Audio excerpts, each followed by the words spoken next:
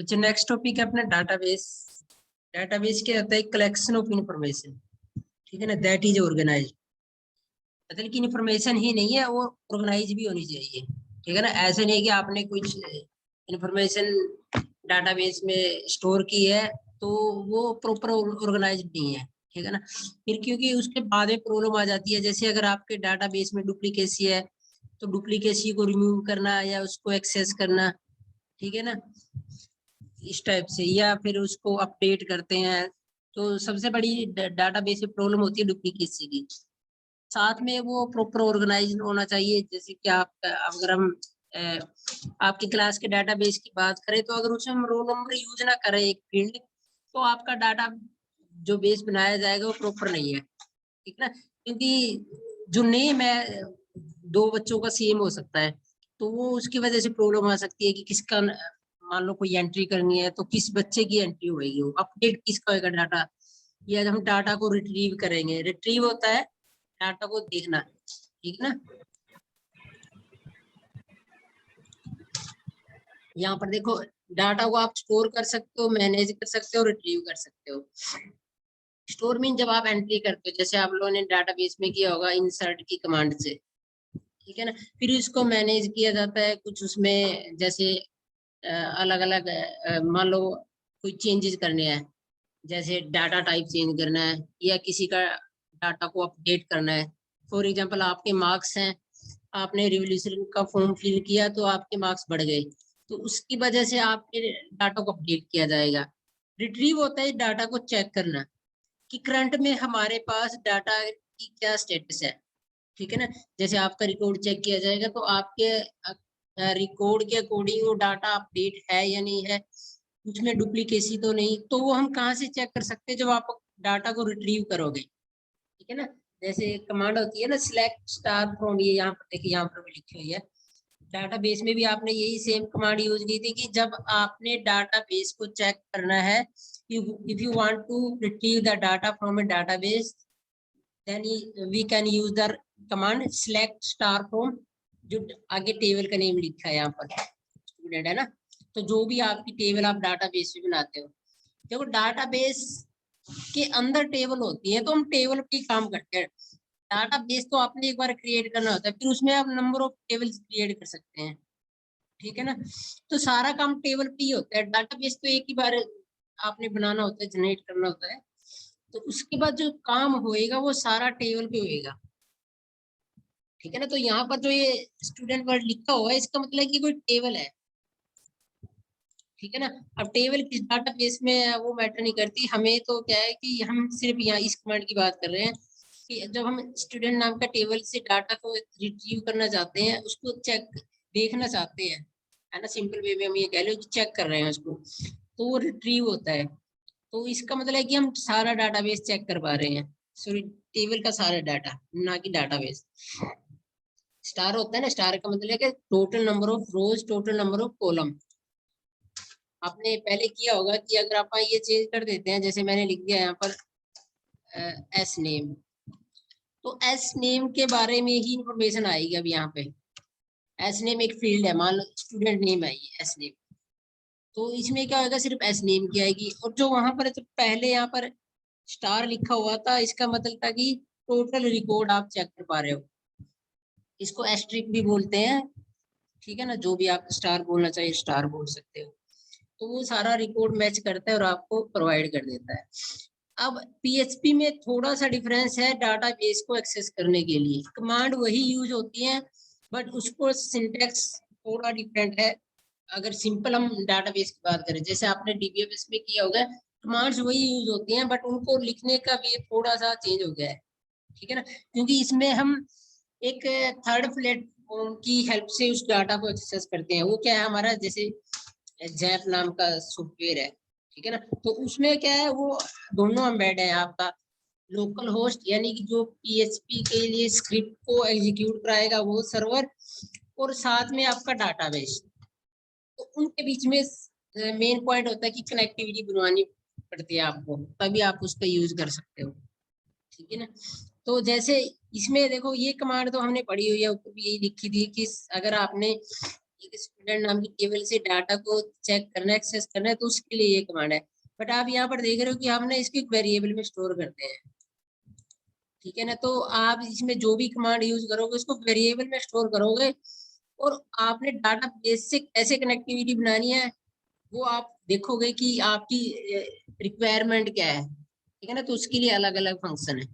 तो अभी आगे आएंगे सारे, हम वन बाय वन करेंगे कि डाटाबेस को आप कैसे क्रिएट कर सकते हैं, या डाटाबेस में अपडेट करना, डिलीट करना, वैल्यू इंसर्ट करना, ठीक है ना। वो सारा कमांड वही है, बस थोड़ा सा डिफरेंस है। आगे हम माई एसक्यूएल को यूज क्यों करते हैं, इसके फीचर्स क्या हैं, ठीक है ना। अच्छा, एसक्यूएल की फुल फॉर्म तो आप लोगों ने पढ़ी होगी ना पहले, क्या होता है एसक्यूएल, कौन बताएगा।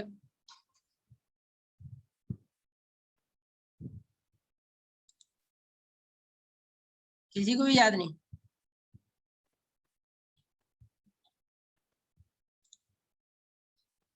स्ट्रक्चर क्वेरी लैंग्वेज एक सर्वर आपने यूज किया था ना, जो डाटाबेस में हम यूज करते हैं एसक्यूएल, यानी कि जो क्वेरी को सपोर्ट करता है।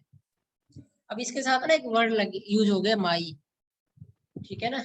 तो माई एसक्यूएल अलग है, एसक्यूएल अलग होता है, ठीक है ना। तो माई कीवर्ड ना यहाँ पर उस बंदे का नाम एग्जैक्ट मुझे याद नहीं, बट ये जो माई कीवर्ड है ना, ये उसकी बेटी का नेम है, इसलिए माई एसक्यूएल बनाया था, ठीक है ना। तो उसने क्या किया, इसके आगे नाम माई यूज कर लिया, साथ में एसक्यूएल लगा दिया, तो वो माई एसक्यूएल बन गया, ठीक है ना। ये हिस्ट्री है इसकी कि हम अगर कोई माई एसक्यूएल के बारे में पूछते हैं तो माई की फुल फॉर्म क्या है, इसकी फुल फॉर्म नहीं है एक्चुअली में, ये नेम है एक लड़की का, ठीक है ना।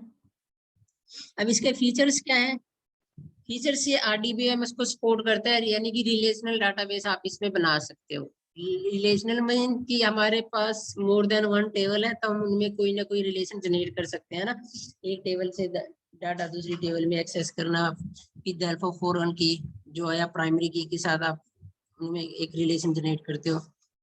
स्पीड होती है, फास्ट होता है डाटा, आप कैसे भी फास्ट एक्सेस कर सकते हो, इजीली यूज कर सकते हो, ठीक है ना। इसमें ऑलमोस्ट सभी कमांड बनी हुई हैं, बट आपने क्या है उन कमांड्स का यूज करना है, ठीक है ना। अलग से कोई लॉजिक लगाने की जरूरत नहीं पड़ती डाटा पे काम करने के लिए। सिक्योरिटी प्रोवाइड करता है, क्योंकि जब डाटा आपका ट्रांसफर होता है, अगर हम सिंपल बात करें तो हम लोकल होस्ट पे काम करते हैं, बट ऐसा भी हो सकता है ना कि जो आपका सर्वर है वो अलग लोकेशन पे है, क्लाइंट अलग लोकेशन पे है, तो डाटा को ये जब ट्रांसफर करेगा तो इनक्रिप्टेड फॉर्म में करेगा, ठीक है ना। तो सिक्योरिटी प्रोवाइड करता है हमारे लिए, फ्री टू यूज है, आप इसको कैसे भी डाउनलोड कर सकते हो कहीं से भी। एसक्यूएल को यानी कि क्वेरी लैंग्वेज को सपोर्ट करता है माई एसक्यूएल, ठीक है ना। स्ट्रक्चर क्वेरी लैंग्वेज जिसमें आप अलग अलग क्वेरी लिखते हो डाटा को हैंडल करने के लिए, मैनेज करने के लिए, उसको एक्सेस करने के लिए। तो जो आप एसक्यूएल में क्वेरी लिखते थे ना, ठीक है ना, ये उसको सपोर्ट करता है उन क्वेरीज को, यानी कि जो आप कमांड यूज करते थे। कैपेबिलिटी है बच्चे, अलग अलग प्लेटफॉर्म के साथ ये काम कर सकता है, ठीक है ना। पाइथन के साथ, पर्ल, सी, जावा, रूबी, ये अलग अलग कनेक्टिविटी बनानी पड़ती है इसकी, और ये सिक्योर है, ठीक है ना। जब आप देखोगे, जब हम कनेक्टिविटी बनाएंगे तो वहां पर एक पासवर्ड भी यूज होता है, तो पासवर्ड की हेल्प से वो वहां पर क्या सिक्योरिटी प्रोवाइड करता है कि जिस पर्सन के पास वो पासवर्ड होएगा तो वो उसको एक्सेस कर सकता है, ठीक है ना। साथ में ये किसको सपोर्ट करता है, एसएसएल को, सिक्योर सॉकेट्स लेयर, उस पे काम करते हैं, या आपके ट्रांसपोर्ट लेयर पे, ठीक है ना। जब ट्रांसपोर्ट लेयर, जब आपका डाटा ट्रांसफर होता है ना, आईएसओ मॉडल पढ़ा होगा ना नेटवर्क में आप लोगों ने, तो वहां पर आता है ये एसएसएल। तो ये प्रोटोकॉल किसके लिए यूज होता है, सिक्योरिटी पर्पज के लिए, जब डाटा को ट्रांसफर किया जाता है सोर्स टू डेस्टिनेशन, यानी क्लाइंट और सर्वर के बीच में। पोर्टेबिलिटी को सपोर्ट करता है, आपने अपने कहीं पर भी कैसे बनाया हो, आप उसको कहीं पर भी कैसे भी एक्सेस कर सकते हो, वो पोर्टेबल होता है। स्मॉल साइज होता है, यानी कि जो ये सॉफ्टवेयर है ये ज्यादा हैवी नहीं है, ठीक है ना, इसीलिए इसको स्मॉल साइज बोलते हैं। क्लाइंट सर्वर आर्किटेक्चर को सपोर्ट करता है, ठीक है ना। हम पहले से ही पढ़ रहे हैं कि इसमें एक क्लाइंट होता है, एक सर्वर होता है, तो सर्वर पे आपकी रिक्वेस्ट जाती है, आप वहां से डाटा एक्सेस करते हो, ठीक है ना। तो इसलिए ये तो बोलते हैं क्लाइंट सर्वर आर्किटेक्चर को ही सपोर्ट करता है, यानी कि हमारा सारा डाटा जो सेव होता है वो सर्वर के पास होता है, ठीक है ना। कोई भी अगर आर्किटेक्चर इस टाइप से आप उसमें ही पढ़ोगे शायद नेटवर्क में, क्लाइंट सर्वर आर्किटेक्चर, तो जहाँ क्लाइंट और सर्वर आ जाता है, यानी कि दो सिस्टम है, एक पे क्लाइंट है एक पे सर्वर है, और सर्वर हमेशा सर्विस प्रोवाइड करता है, क्लाइंट उसकी सर्विस का यूज करता है, ठीक है ना। तो ये उसको सपोर्ट करता है आपका क्लाइंट सर्वर आर्किटेक्चर। तो इसकी अवेलेबिलिटी एंड कॉस्ट की बात करें तो ये ओपन सोर्स प्रोजेक्ट है बच्चे, इस पर हम पैसे भी काम कर सकते हो, चाहो तो आप इसमें अपनी तरफ से कुछ चेंजेस करके उनके डाटाबेस पर अपलोड कर सकते हो। ओपन सोर्स का मतलब होता है कि आप चाहे उसके जो सोर्स कोड है अपना कोई लॉजिक लगा के उसमें चेंज भी कर सकते हो, ठीक है ना। हमें जिस सॉफ्टवेयर को ओपन सोर्स कोड बोलते हैं, ठीक है ना, जैसे यहाँ प्रोजेक्ट लिखा हुआ है, तो आप इस पर कैसे भी काम कर सकते हो।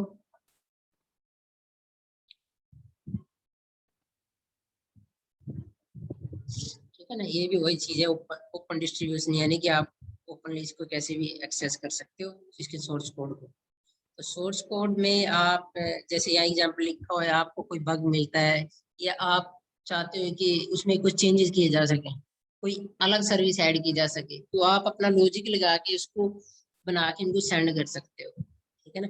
तो वो उनका जो सोर्स कोड होता है ना किसी भी सॉफ्टवेयर का, वो उसमें अपडेट कर देते हैं। ये है माई एसक्यूएल की कुछ फंक्शन है इनबिल्ट, जिनका यूज आप करोगे ताकि आप जैसे डाटाबेस से कनेक्टिविटी बनाने के लिए, या टेबल बनानी है, या कनेक्शन बनाना है, या कोई क्वेरी को एग्जीक्यूट कराना है, तो ये हर एक के लिए अलग अलग है ना। जैसे ये my SQL underscore dB underscore name, तो ये हमें डाटाबेस का नाम बताता है, ठीक है ना। ये जब हम कोई क्वेरी को एग्जीक्यूट कराते हैं तो हमारी जो क्वेरी है सर्वर के पास जाती है, वो इसकी हेल्प से जाती है। डाटाबेस जनरेट किया है आपने, वो इससे आप प्रूव कर सकते हो। तो ये अलग अलग कुछ हम यूज कर सकते हैं ताकि हम मतलब कि एज एग्जाम्पल एग्जाम में लिख पाए। वो डिपेंड करता है कि आपने कौन सी क्वेरी को यूज करके दिखाना है। तो कुछ बेसिक है, ठीक है ना, जिनका डाटाबेस पे ज्यादा यूज होता है, तो वो एज एग्जाम्पल में भी एक्सप्लेन की हुई है। ये पहले जो हम PHP 5 की बात करते हैं, जैसे अब 7 है, वैसे तो अब 8 भी आने वाला है, तो उसके अकॉर्डिंग आई का यूज होता है। ऊपर वाला में देखोगे आप माई एसक्यूएल लिखा हुआ है, यहाँ पर आई यूज हुआ करता था, ठीक है ना। हालांकि कोई ज्यादा डिफरेंस नहीं है, सेम फंक्शन है, बस उसमें माई एसक्यूएल होता है, इसमें माई एसक्यूएल आई होता है। तो ये तो आप लोगों को कुछ ना कुछ खुद याद रखनी पड़ेगी कि किस क्वेरी का आप कहाँ पर यूज कर सकते हो। तो कुछ एग्जांपल के बेस पर मैं आपको बता देता हूँ, जो आप कोई मतलब इस जो कंपलसरी कह सकते हो ना, जब मैंडेटरी है तब भी आप डाटाबेस पे काम कर पाओगे एक तरह से। तो एक सबसे जो बेसिक है माई एसक्यूएल अंडरस्कोर कनेक्ट, यानी कि जब आपने अपने पीसी से या लोकल पीसी पर ही बात करते हैं हम, तो लोकल होस्ट पर कनेक्टिविटी बनानी है तो my SQL underscore connect command से ही बना सकते हो, ठीक है ना। फिर उसके बाद आपने सर्वर का नेम पास करना है, जैसे हमारा क्या है वो लोकल होस्ट है, फिर पासवर्ड, फिर आप नया फर्स्ट टाइम जैसे लिंक बनाते हैं, या फिर ये अलग अलग क्लाइंट फ्लैग यूज कर सकते हो, जैसे SSL का ऊपर यूज आया था कि आपका SSL फ्लैग सेट हो जाएगा तो जो आपका ट्रांसफर होएगा वो इनक्रिप्टेड फॉर्म में होएगा, ऐसे करके ये कंप्रेस करने के लिए होता है इस टाइप से। तो आप ये फ्लैग वाला ऑप्शन होता है, कुछ मैंडेटरी होते हैं जैसे यूजर नेम पासवर्ड सर्वर का नेम, ये आपको पता होने चाहिए। तो हम देखते हैं कि फर्स्ट टाइम जब आप कनेक्टिविटी बनाओगे लोकल होस्ट यानी कि आपके कंप्यूटर पे, तो वो आपने लिखना कैसे है। तो डॉलर कनेक्शन ये एक वेरिएबल का नेम है, आप यहाँ पर कुछ भी लिख सकते हो, कोई जरूरी नहीं आपने कनेक्शन लिखना है। ये कनेक्शन जनरेट कर रहा है यहाँ पे, इसलिए इसने इस वेरिएबल का नेम भी कनेक्शन ही रखा है, ठीक है ना। Connection is equal to my SQL i underscore connect. आगे सबसे पहले हम पढ़ा था हमने सर्वर का नेम, तो सर्वर का नेम यहाँ पर लोकल होस्ट है और बाय डिफॉल्ट में उसका यूजर नेम रूट होता है और पासवर्ड पासवर्ड ही होता है, ठीक है ना। यानी कि जब आप लोकल होस्ट पे काम करोगे तो ये आप तीनों मतलब याद रखने की जरूरत ही नहीं है। लोकल होस्ट का नेम लोकल होस्ट ही होता है, रूट उसका बाय डिफॉल्ट में यूजर है ना, एडमिनिस्ट्रेटर यूजर, और पासवर्ड के लिए उसका पासवर्ड ही है। तो अब अगर जब ये कनेक्शन बनता है तो हम चेक कर सकते हैं इसको कि आपकी कनेक्टिविटी बनी या नहीं बनी। वो कैसे बनेंगे, ये जो एक्सक्लेमेशन पॉइंट होता है ये नोट का काम करता है। अगर ये काम नहीं हुआ, ठीक है ना, तो वो क्या करे, डाई कर दे। डाई मीन होता है कि कनेक्शन को रिलीज कर दे, दोबारा ट्राई किया जाएगा, एक बार आपका कनेक्शन ब्रेक हो जाएगा। और अगर ये फेल हो जाता है तो ये इसके अंदर जाएगा नहीं, ठीक है ना। तो इको कनेक्टेड सक्सेसफुली। अगर आपका कनेक्शन लोकल होस्ट से बन जाता है, यानी कि जो इंफॉर्मेशन आपने यहाँ पास की है वो सही है, तो आपका जो कनेक्शन है वो बन गया है, तो इको वाला काम करेगा, है ना। क्योंकि इफ वाली कंडीशन फेल होगी तो इसके अंदर तो जाएगा नहीं, लूप के अंदर ये, तो इससे बाहर आ जाएगा डायरेक्ट और आपके ये प्रिंट हो जाएगा। यानी कि इस प्रोग्राम ने में हमने क्या किया है, सिर्फ एक छोटा सा ही काम किया है कि हमने लोकल होस्ट से कनेक्टिविटी बनाई है by using the root user name and password is password, ठीक है ना। MySQL का पासवर्ड है जो बाय डिफॉल्ट में, तो वो पासवर्ड ही है। हो सकता है ब्लैंक भी हो, ये चेक कर लेना, जैम पे हो सकता है ब्लैंक भी हो, तो ब्लैंक में हम यहाँ कुछ नहीं लिखेंगे, ठीक है ना। तो वो चलो ट्राई करेंगे तो पता चल जाता है जब आप प्रोग्राम बनाओगे। अच्छा, जब अभी आप हमेशा डाटाबेस पे काम करोगे तो कनेक्टिविटी बनानी होती है हमेशा, यानी कि ये पॉइंट बड़ा इंपॉर्टेंट है कि आपको हर ऑलमोस्ट हर एक प्रोग्राम में लिखना ही लिखना पड़ेगा। जैसे आपको बोल दे कि आपने डाटाबेस बनाना है या टेबल बनानी है, तो पहले आप डाटाबेस से कनेक्टिविटी बनाओगे ना, तभी आप उस पे कोई काम कर सकते हैं उस पे, है ना। डाटाबेस बनाना है, टेबल बनानी है, टेबल को अपडेट करना है, जो भी आपका काम है। तो इसमें है कि हम एक MySQL में डाटाबेस कैसे क्रिएट कर सकते हैं। तो देखो इसने पहले वही किया, हर एक हर एक प्रोग्राम में आपने ये करना ही करना है, क्योंकि आप जब अपने सिस्टम को शट डाउन कर देते हो तो आपका सर्वर से उसकी कनेक्टिविटी ब्रेक हो जाती है। तो आपने जब सर्वर से कनेक्ट करना है तो सबसे पहले उसकी कनेक्टिविटी बनानी पड़ेगी, ठीक है ना। यानी कि आपको लोकल होस्ट से कनेक्ट होना पड़ेगा, डाटाबेस को आपके लोकल होस्ट जो भी सर्वर होगा उसको उससे कनेक्ट कराना पड़ेगा। अब ये तो काम वही था जो ऊपर वाला था कि आपने चेक कर लिया कि आपका डाटाबेस से कनेक्ट हो गया है। उसके बाद क्या है, अब हमने क्या करना है, ये डाटाबेस बनाना है। देखो यही सेम क्वेरी आप SQL में चलाते थे, ये डाटाबेस का नेम, ठीक है ना, वही क्वेरी आप यहाँ पर चला रहे हो। बट आप देखोगे इसको हम एक वेरिएबल में स्टोर करते हैं, $SQL_query, ठीक है ना। वो आप कुछ भी नाम दे सकते हो, जरूरी नहीं है, वो ये एक वेरिएबल है सिंपल। बट ये जरूरी है MySQL i_query, ये जो वेरिएबल है इसमें इंफॉर्मेशन है हमारे कनेक्शन की, ठीक है ना, और इसमें एक इंफॉर्मेशन है हमारे डाटाबेस की। तो उनके बीच में भी हमने एक कनेक्शन इंफॉर्मेशन ट्रांसफर करनी है, यानी कि कनेक्शन के बारे में इसको बताना है कि ये डाटाबेस क्रिएट हुआ है इस सर्वर के लिए, ठीक है ना। तो इसमें क्या है, MySQL i_query से हम किसी भी दो पैरामीटर, जो दो फॉर एग्जांपल हमारे पास दो पैरामीटर है, तो उनके बीच में इंफॉर्मेशन ट्रांसफर करते हैं, ठीक है ना। यानी कि हमने $SQL_query को ये बता दिया कि जो हमारे डाटाबेस के लिए कनेक्टिविटी का काम करेगा उसकी इंफॉर्मेशन इस वेरिएबल में है, ठीक है ना। यानी कि जो हमारा लोकल होस्ट है रूट उसका यूजर नेम है, पासवर्ड उसका पासवर्ड है, जो भी आप कह लो, ऐसा भी होगा। ये तो एक एग्जांपल है, ठीक है ना। अच्छा ये देखो इसने कनेक्शन को बंद भी कर दिया है, ताकि जब आपका प्रोसेस कंप्लीट हो जाए, जब आप उसको बंद करो तो वो ऑटोमेटिकली क्लोज हो जाए, ठीक है ना। इससे हमारी मेमोरी सेव होती है। अब आप यहाँ पर इसको चेक भी कर सकते हो, मतलब कि आपने ये देखना है MySQL.exe, ठीक है ना, क्योंकि जो ये पाथ लिखा हुआ ना ये वेब सर्वर के अकॉर्डिंग है, हम जैम्प पे काम कर रहे हैं, है ना। आपने इंस्टॉल अगर किया होगा तो जैम्प किया होगा, तो यहाँ जैम्प आएगा, यहाँ इसमें वैम्प लिखा हुआ है ना, वैम्प 64। तो आगे सेम होता है कि हमने उसके अंदर जाके बस mysql.exe देखना, जब आप उसको एग्जीक्यूट कराओगे तो वो आपको डाटाबेस के बारे में इंफॉर्मेशन बता देगा, ठीक है ना।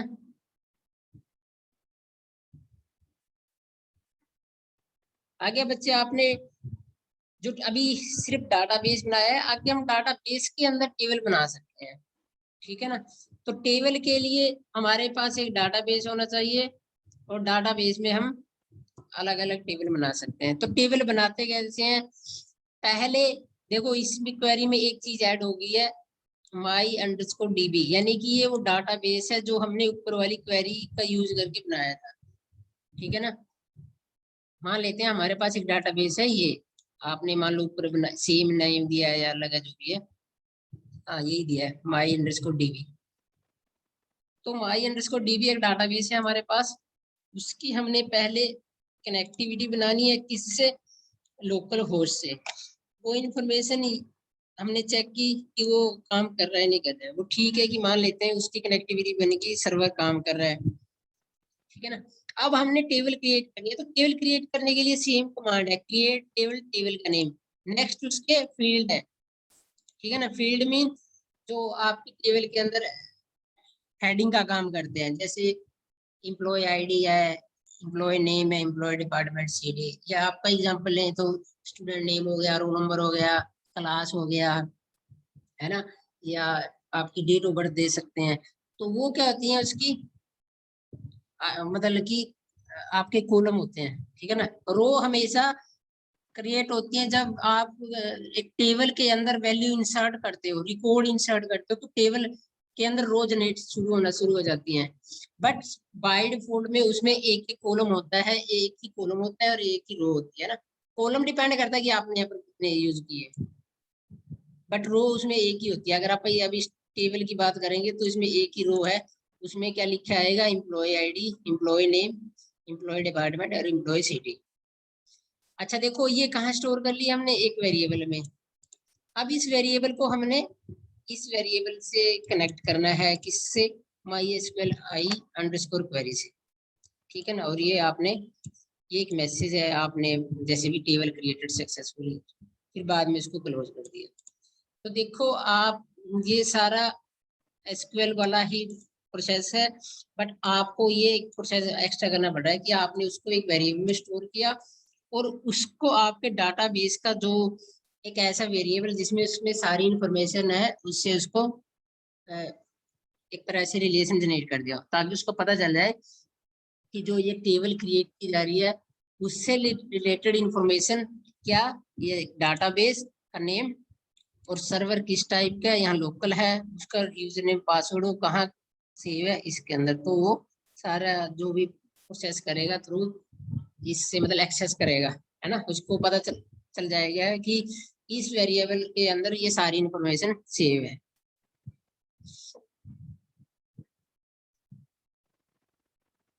ठीक है ना। तो ये यही लिखा है कि जब आपने कनेक्शन बनाया है, कनेक्ट करोगे आप डाटाबेस से, उसमें आप सक्सेसफुली चेक करोगे, वो अगर मान लेते हैं ये वाला सक्सेसफुली नहीं काम करता, कोई प्रॉब्लम आ जाती है, तो आप टेबल क्रिएट ही नहीं कर सकते, ठीक है ना।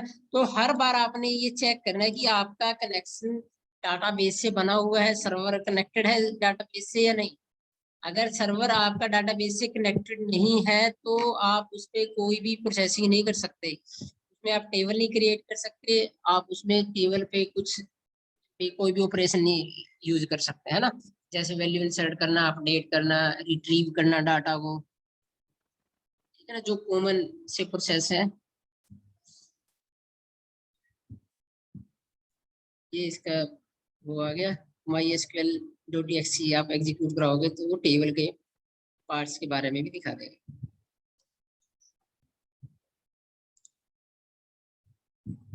बच्चों समझ में आ रहा है?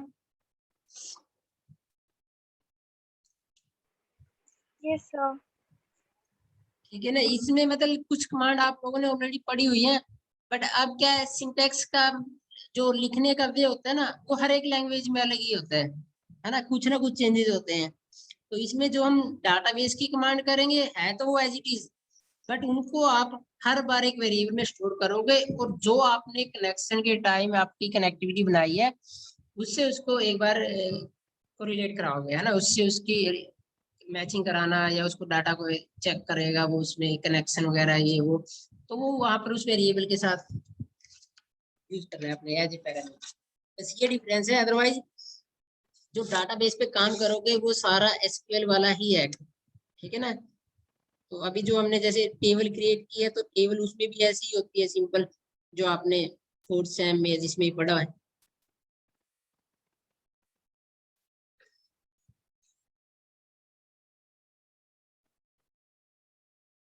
क्वेश्चन पूछ सकते हो बच्चे, आप पूछा करो कुछ।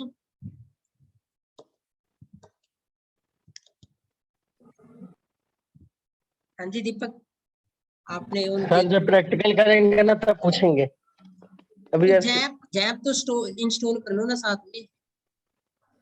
अच्छा ये तो लैपटॉप तो ऑलमोस्ट हर एक बच्चे के पास है, या डेस्कटॉप है घर पे। हाँ जी सर।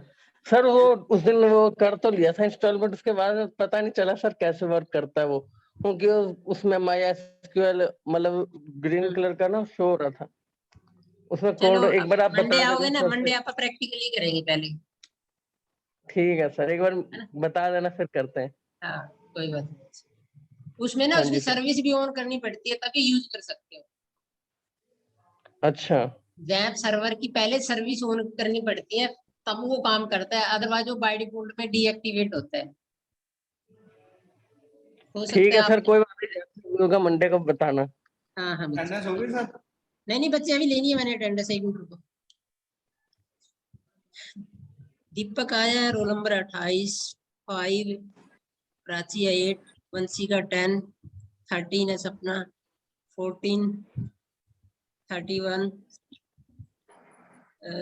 आकाश है वीवो का, सेलेस्टीन है वीवो का, गुरलीन है 39, 34 है हरमनदीप, 15 है जसकरण, 17 है जतीन, 7 है मिलन। कोई और ऐसा बच्चा तो नहीं है जिसको मैंने नाम ना बोला, रो नंबर होगी सभी की? ठीक है चलो बच्चे।